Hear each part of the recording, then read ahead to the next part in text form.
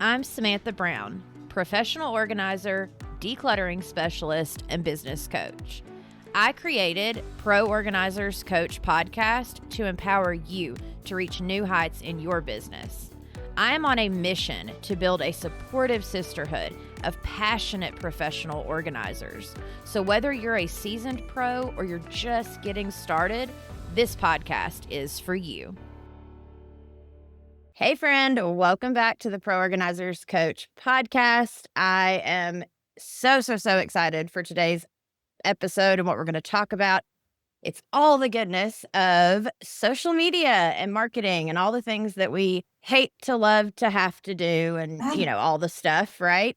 And so Safia is with me today. She's going to tell you a little bit about who she is and what she does, but we are going to talk about what you need to know going into 2026. I cannot believe we're already going into 2026.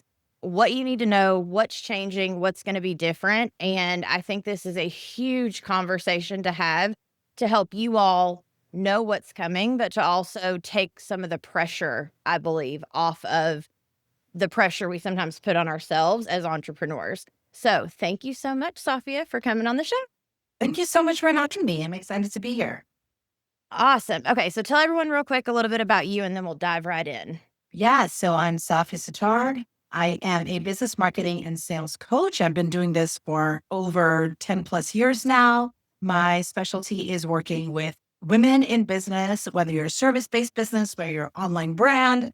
I help women across multiple businesses start, grow, and then scale your businesses to six, sometimes even seven figures. Quick little spiel, we do social media, but we also specialize in paid ads and traffic. And in today's world, I feel like we need both in order to build sustainably successful businesses. Yeah, it's definitely going that way, in my opinion, as well. Okay, great. So tell me a little bit about from what you're seeing, because obviously you do this on a daily basis. Yeah. In your opinion, what is it that you think is going to shift or that we're moving towards in 2026? Yeah. So I think, post-COVID, right, the social media landscape was like inundated with everybody starting businesses, starting online brands, even with influencer marketing. We've seen such a like, I don't even know what the right word is, but such an infiltration of people into the social media landscape. And while I run social media agency, while I teach, preach, do social media, I will say that I have a love-hate relationship with social. And so the thing is, a lot of my clients do as well. Like, they know they need to be on social, but they don't want to be there 24/7. But what we've seen over the past few years is that was what was required of you. Like, social media, these platforms rewarded you for posting more, for the more followers you have, the more views you have, the more content you push out, right? So what happened over the course of the past few years is like the brands, the businesses, the accounts that were pushing out more, those platforms rewarded those more. So you got more growth, you got more visibility, and that little dopamine hit that you get as a business owner, oh, more followers, oh, more likes, oh, more whatever. That became the thing to chase. And I think, unfortunately, that became sort of the bar to set for so many business owners, which is like, I have to have this amount of views, or I have to go viral, or my content needs to have, X, Y, or Z, like trends in it and things like that, in order to keep up with the Joneses, in order to stay relevant. And that's just not sustainable. Most of the women that I work with are moms, are wives. Some of them have other jobs. They're caretakers, and in as much as we realize social media you need it for marketing, you need it for business in today's economy, it's also, we just don't have the bandwidth or the time to dedicate to that amount of time on these platforms, right? And so, to answer your question, what I'm seeing is, culturally overall, a lot of people shifting away and wanting to unplug from that, which I think is great. because what I think what we're gonna see shift, we've already started to see it shift, but I think in 2026, what we're gonna see is more of community building. So before, like I said, it was a lot of how do I increase my followers? How do I gain more followers? How do I grow, grow, grow? And I think what we're going to see more in 2026 is okay, cool. How am I nurturing my existing followers? How am I cultivating a sense of community with my existing followers? How am I making the people that are sitting in my feed and my follower count right now feel like they're not just a number, you know? And I think that's going to be a huge shift we're going to see. And I've always believed that that is like that connection is what always leads to sales. And that's why I think so many people are like, I'm X amount of followers, but the bank account doesn't match it, right? Because the focus was in the wrong place. Thousand percent. Long-winded answer to your question. No, I love it. I love it. I agree with you 1000% because just from what I've seen, from what I do, I've started my own organizing business. So I had to have social media for that. And then now I have a podcast and, I have to have social media for that. And I am not a social media expert by any stretch of the word. It gets on my nerves, like all the things, right? But again, it's a necessary kind of thing. So specifically for my organizing business, what I found that helps me take the pressure off is I look at it as like a portfolio and not just a portfolio of like, here's what I can do for you for the people that follow me or that come to my platforms, but also a portfolio of like, who am I? Why should you trust me? Why, so it's a little bit of like, here's what I've done. Here's how I can help you, but also get to know me some. And like, just that portfolio of like, who am I as a business and how am I going to help you as you come find me, right? And so for me, growing my stuff, that always helped me take the pressure off of chasing the numbers, because anytime I start looking at the numbers, I start getting stressed, I start getting worried, the content becomes horrible, or then I just don't post at all because I'm so overwhelmed. Yeah. And it's like finding that balance that works for you of like, hey, let me be authentic. Let me be who I am. And like, if you enjoy social media, great. If you want to post 10 times a week, fantastic. But if you don't and you don't have the time for it, be okay with that too. And just be very intentional about what you're posting. 100%. And, the part about being authentic and being who you are, I would even argue that that has become increasingly difficult for people on social because you see something else working for someone and you so badly want that similar result as a business owner specifically, right? Like we didn't just start our businesses to just have a business. Part of it is to be able to create financial freedom as well, right? To be able to supplement your income or create full-time income from your business. And when you see other people in your space having a certain level of results, you try to, it's human nature, right? You want to replicate that. You want to study that. You want to figure out how I can do the same.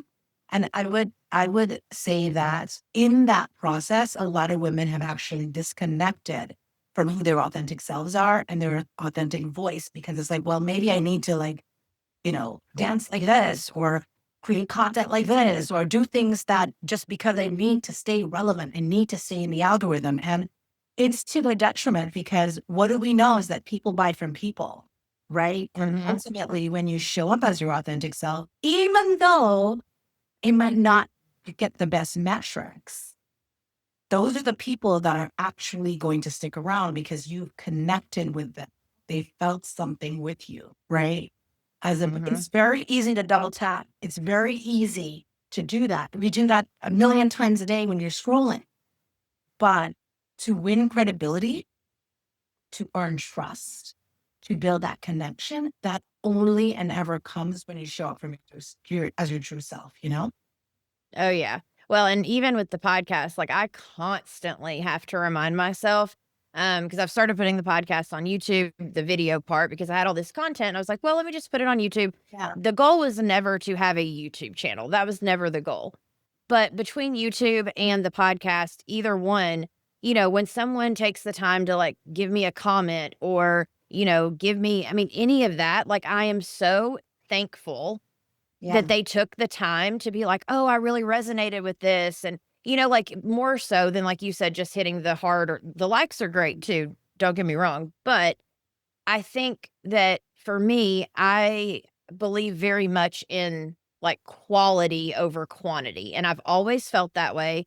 I personally know of someone that has a podcast. They've had a podcast that's been running longer than mine, that has been, had probably 6 times the amount of downloads that mine has, and they've not made a dime from it. Yeah. Yeah. You know what I mean? So, like, you can get the numbers if you want them, but like you said, we have to look at our personal goal for our business or for whatever it is that we're doing and make sure that we are kind of tailoring that to what it is that we're going after versus just, oh, here, I'm doing a dance and I got a bunch of TikTok likes. Great. Are any of those people potential clients? Do they even live in your area? Exactly. So I'll give you a quick example of a client that came to me about a year ago. And she had by the way, my clients, they hire me and they stay for years. But she had a significant following, and she's constantly putting out content, but the output wasn't matching the input. Right. And so when she came to me, that was the biggest problem to solve, which is I have an audience. They're liking the things I'm putting out. I'm putting out content consistently. But when I look at my sales, it's not reflecting. And anytime I'm and in my sales, which are coming from organic, as soon as I pause or I take my foot off the gas for a little bit, my sales dry up. And that's just not sustainable. Again, this comes back to the conversation I said earlier, which is how the algorithms will reward you for just constantly being on. And that's why I love having this hybrid marketing strategy of having a paid ad budget in place or some sort of a paid ad strategy along with your organic. Because to your point, you look at the organic as just sort of people come in, they get to know you, you need that, right? Mhm. Because when you think about it, there's billions of people in this world and there's tons of cold eyes potentially on your social media accounts every day if done right. And that's great, but that's not always predictable. And with a paid strategy now, you can be very smart and very intentional with your marketing and you couple them both. Now it's like, okay, now you've got this strategy working in the background of your business. So even if you took a pause, even if you took a break, even if, you didn't show up for a week or two, your sales doesn't stop. And I think the biggest advantage of that is, yes, the sales are great, but it's the sort of like peace it gives you in your body to not feel like, oh my God, I have to like post today. What am I going to post in my stories? What am I going to write in my content? And it's like, that is so not good for our nervous systems as women, our men Mm-mm. as well. Right. But the freedom and the peace that it gives you to be like, I have systems that are working and I can breathe. I can go live my life. I can hang out with my kids and be present if I need to. Right. Because I've put systems in place that's working 24/7 for me so that I didn't have to, right? Yeah, absolutely. And I think that that's a huge, like, to your point, systems, right? Like, Yeah. for each industry, it's going to be different. As professional organizers, most of us obviously are going for a very local market because they need to be Yeah. within like a 30-minute driving, Collect. distance from us. And so I have found personally that Google, like to the point where my women in my group coaching community get almost annoyed at me because they'll be like, "Oh, things aren't working." And then they always are like, "I haven't fed Google yet," or "I haven't done what I should do in Google," because they know that's going to be my first question, right? Like, have you been taking care of your Google and that kind of thing? Wow. But what my point in saying that is having those systems that give you peace, having the systems that work for you that take the pressure away, Yeah. whether that's content batching, whether that's, putting the same exact post on Facebook, Instagram, and Google, like whatever it is that you need to do to be like, hey, this is what works for me Yeah. and helps me have peace, whatever that is, create a system out of that thing and be consistent with it. When you have a system that you're consistent with that gives you peace, the rest of it'll follow and the rest of it will come the way it's meant to. Preach. 1,000%. I could not agree with you more. 100. Yeah, that's exactly it, right? It's like the systems. And one of the things I always say is like build systems early, build systems fast.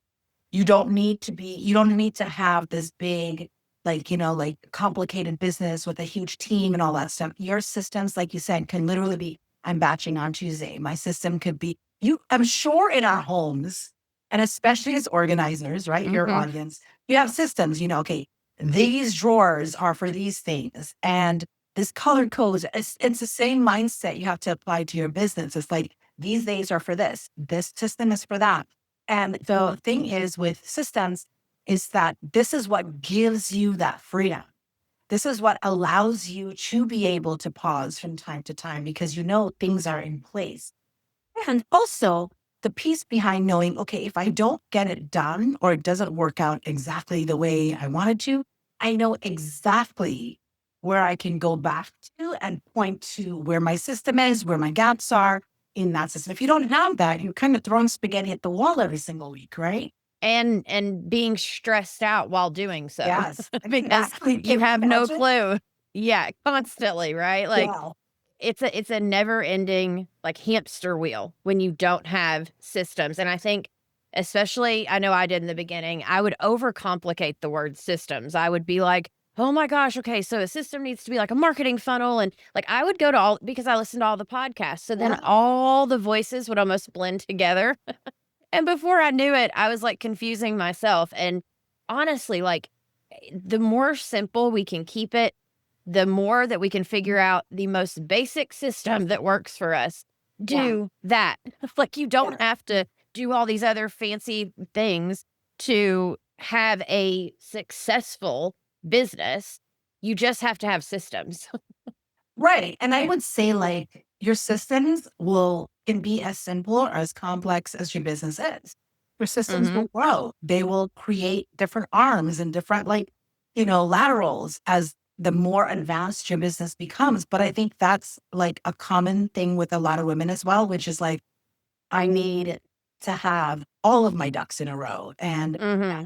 building perfectly. And I have to have like everything set. Like for me, sometimes for me, I'm like, okay, I want to organize my drawers, my kitchen drawers. This is to your women here. And I'm like, okay, but I need this and I need the organizers and I need all this stuff for the pan, and I need everything all at once. And I'm just going to shop for everything all at once. And then I'm going to see what I need and what I don't need when I come back home and I'm doing on it. And so I bought everything. And so far, I've only used like two, like maybe three of the things that I bought.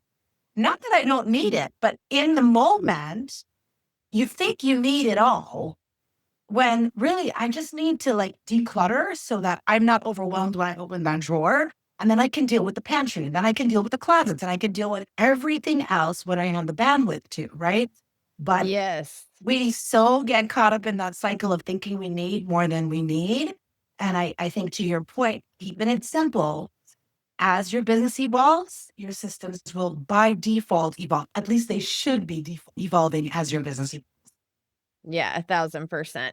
And I think that this, because we kind of wanted to touch too real quickly, I think this also goes into survival mode. And the reason I wanted to bring that up is because I know for a lot of us as business owners, especially organizers, and especially those that are just in the first year of starting their business, there's this period of time that you go through, or even if you've been an organizer for a few years, but you aren't to the point of consistent clients, like out a month or anything, at the beginning of each week, sometimes you have openings that week. Like you don't know if someone's gonna, and then, someone might come in. It's very ebb and flowy as an organizer, because people don't need you until they need you, right? Mhm. And then all of a sudden, 10 people may need you within the same week or two. And then, it's just this like constant kind of stressful situation anyways, because you don't have you're not a cleaner, so you don't have the same clients every week. You work Right. with someone, the job gets done, and then they call you next time they need you, right? And so you're constantly needing those new clients. And so I think that alone sets us up as women starting a business, but now also constantly needing those new clients. It sets us up to be extremely stressed out, Yeah. especially when you add the social media thing we just talked about. But I think a lot of us get into that survival mode, or we get into those times where, okay, this just isn't working anymore, all the things. And so I kind of just wanted to talk a little bit about survival mode in business because you've been doing this so long. And I know that my ladies will really resonate. And I know because I've been there so many times, Yeah. in survival mode, trying to figure out what I need to do or why am I feeling this way or whatever it is. And so, do you mind talking a little bit about like why women are getting stuck in survival mode or and kind of like why, all the good stuff? Yeah, absolutely. So, I'll tell you where I sort of come up with this concept of survival mode in business. It's not revolutionary, but on a personal lens, even working with my therapist and realizing where in my personal life survival mode shows up. And it's so common that that will translate over into business sometimes, right? And we don't recognize it. And so, as I was personally working through some of that a few years ago, it was very hard to ignore how survival mode shows up with my clients, right? I mean, I only work Mhm. well predominantly women, but it's that same sense of like, okay, I've got to get up and I've got to figure out what do I need to do today in order to get a client? What do I need to do today to keep my existing clients happy? What do I need to do today to, market my business and get out there and get in front of new eyes? And it's like every day it's this sense of like, how do I just stay above water? How do I just keep my business afloat and living in constant survival mode? And you've got that lens of someone who's kind of trying to get there, right? The newer person or the person who's been in business for a couple of years and trying to scale. And then on the other side, you've got the person who's scaled and financially they're in a place most people would dream of, and they're still stuck in survival mode because they can't extract themselves from the business, right? Right. That it's the team, it's the systems, it's something or the other. And so their business, basically survival mode is essentially when your business requires your constant presence, right? And I think so many women are stuck in this place. And so what I would tell your audience here is that if you find yourself, like you'll know it because you feel it in your gut where it's like when you're not in the business, you're thinking about the business. When you're Mhm. out, you're like, I could, and it's not that like, oh, that's a great idea. Let me write that in my notes app. And I feel so excited by it.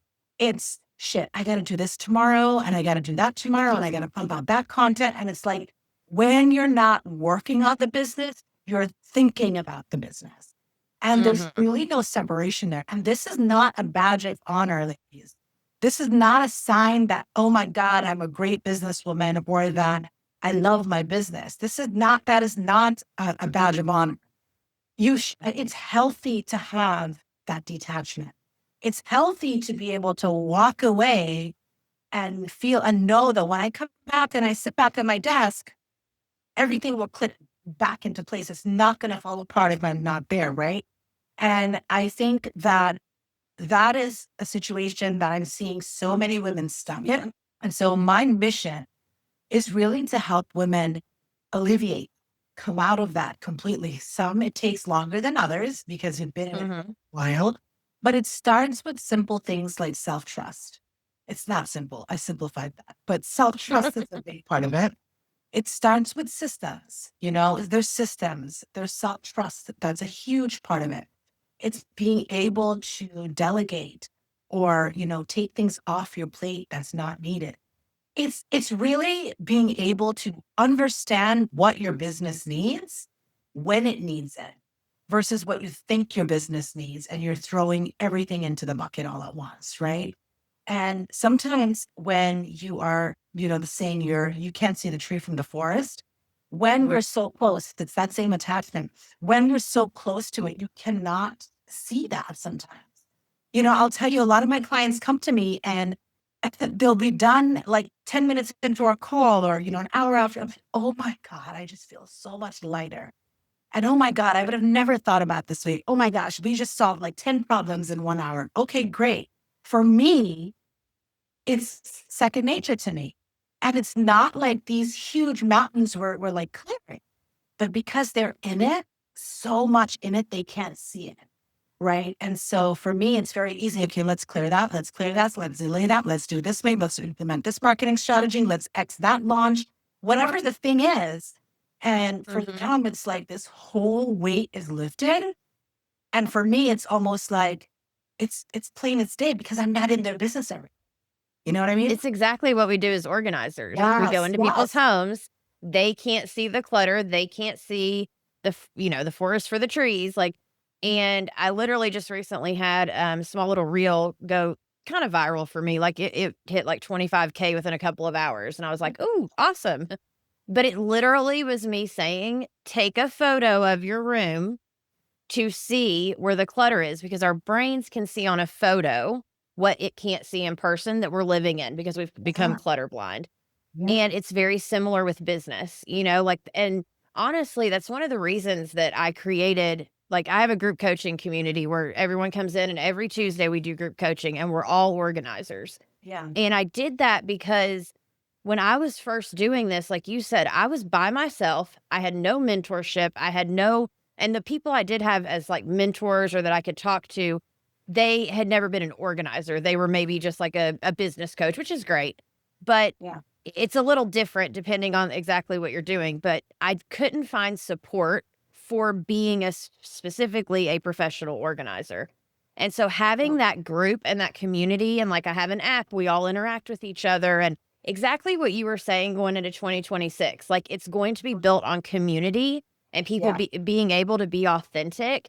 That is one of the biggest reasons that Pro Organizers Coach is still around, that I'm still going with the podcast, is because of my membership and my mhm, ladies in my membership. Like to me, I'm showing up for them. I'm there to help them and support them. And I love watching them support one another and, all the things like that community alone, not that specifically, but just in general, having a community is huge when you're in business, because exactly what you said, and having a coach is huge. But if you can't see it, how are you ever going to fix it?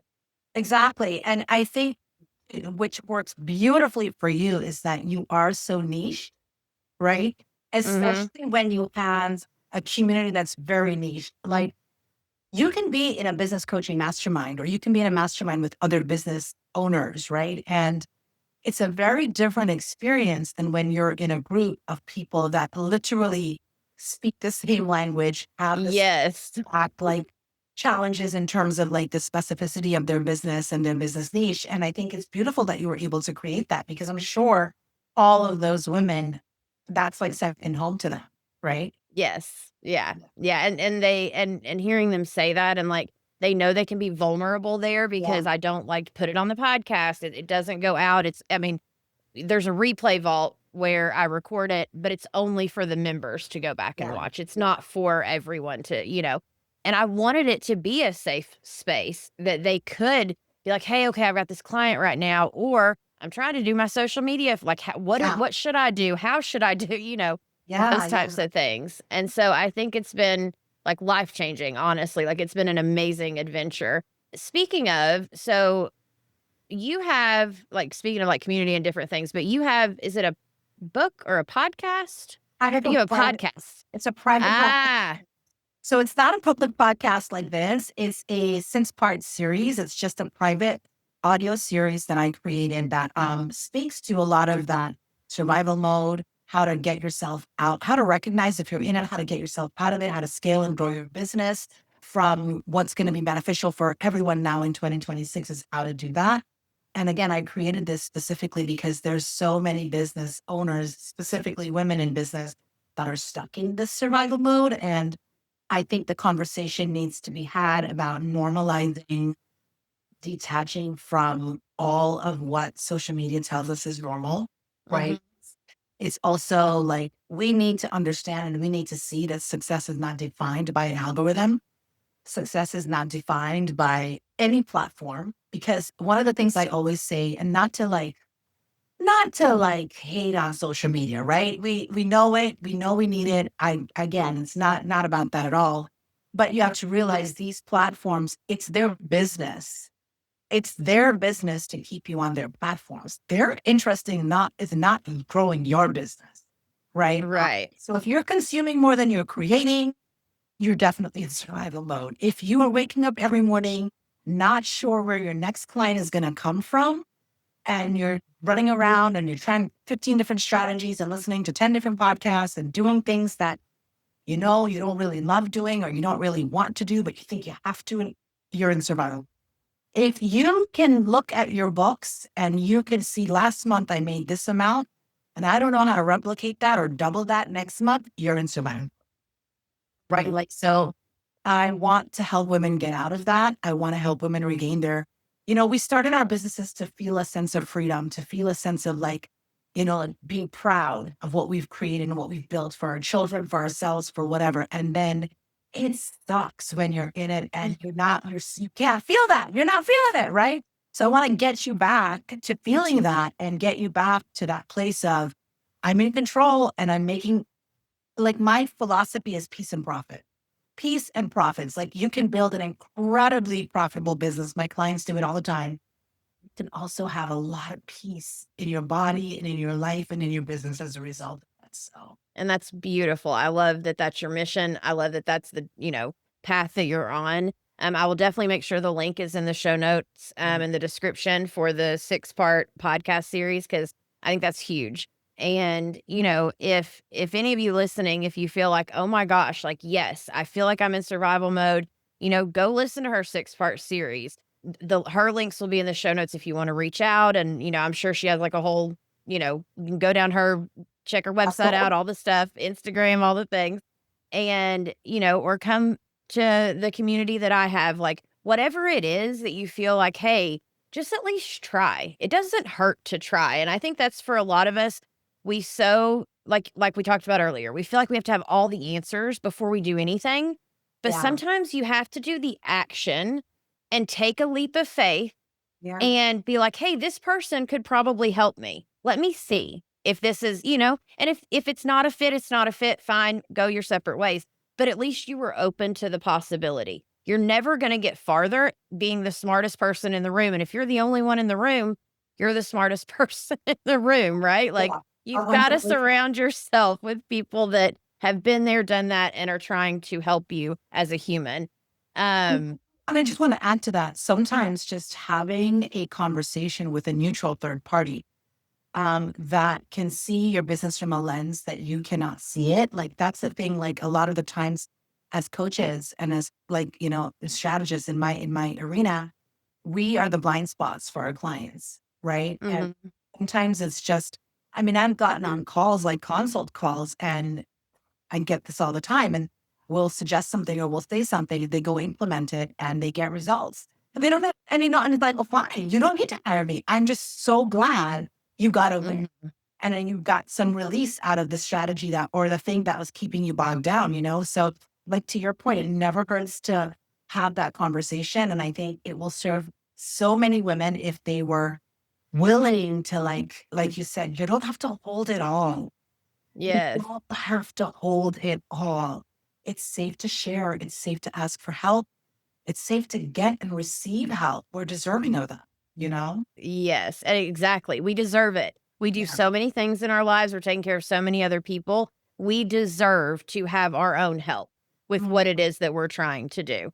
1,000,000%. Oh my goodness, this has been such a good convo. Will you please tell everyone like where they can find you on like Instagram, your website, that kind of thing? Yeah, I'm Safia Sattaur everywhere. I keep it simple. Well, you can find me, safiasattaur.com. Website will be updated soon. By the time this launches, website will definitely be renewed. Instagram is probably the place to find me. Quickest DM me. I always say, just send me a DM. Like, I'm Mhm. so quick to just I just love to, it doesn't matter. Just send me a DM. We'll chat right away. I'm not, I don't gatekeep. So just be, hey, I heard you on the podcast. Would love to ask you a question, whatever. I'm an open book. So I love it. I'm the same way. People all the time, they're like, wait, it's actually you. I'm like, yeah, no, it's actually me. yeah. When they TM and stuff. I love that. But yeah, thank you so much. And then for those of you listening, go do something for yourself today and definitely subscribe and then come back for the next episode. I appreciate you so much. And thank you, Safia, for being on the show. Thank you for having me.